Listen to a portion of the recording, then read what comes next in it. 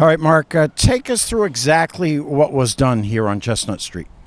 Well, this is a pretty big project, the Chestnut Street Bridge. We actually received a grant for $500,000 a few years ago from the state, which was very helpful under the Small Bridge Grant Program.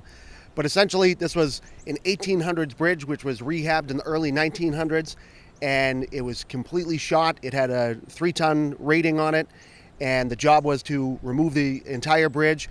We had to install micro piles 40 feet down in a bedrock, which was probably most of the expense on this bridge, and then replace the entire bridge and the wall approaches to the bridge. And while we were doing that, we also replaced a portion of the sewer, which was blocking flow. It had a concrete hump around it.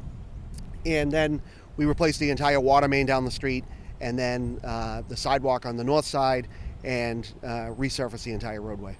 I guess there's been a little misinformation, not by you, but 21 East Street, the flooding in the parking lot and so on was because of the bridge, but I understand that wasn't necessarily the case, or at least the construction, that wasn't the case?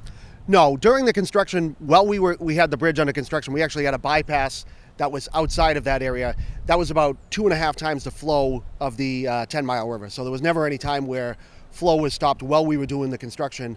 Once construction ended and the bridge was reopened, when 21 East Street was flooding, this bridge actually still had 2 feet of freeboard. That means about 2 more feet of space where water could flow freely under the bridge. So the impediments are really in the river itself. There's a lot of sediment that we've talked about in the past, and the river is really flat, only dropping 7 feet over the mile or so between Falls Pond and Whiting's Pond.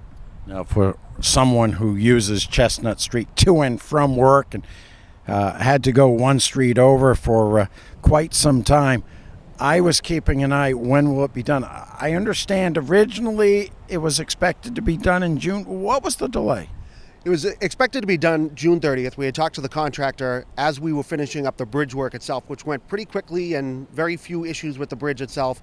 And then they started the water main work, and the contractor found a lot of high groundwater table and a lot of silt. So a lot of the material had to be removed, trucked over to our site at Plain Street, the compost facility area over there, and new material trucked in. So that really slowed the project down for the contractor. And he was about a month and 10 days behind on his schedule. One of the toughest things about being a DPW director, oh, you've got this project done. I'm sure there's many more, might even be more bridges. Well, what's next? Right now we're under design for the Cushman Road Bridge, which right now is due to safety problems. That's down to a 1-lane bridge with a stop sign on either side. So that's what we're designing for right now. And that's another bridge that's estimated to be about $2 million in construction costs. So we're going back to the state to see if we can get some more money for that bridge.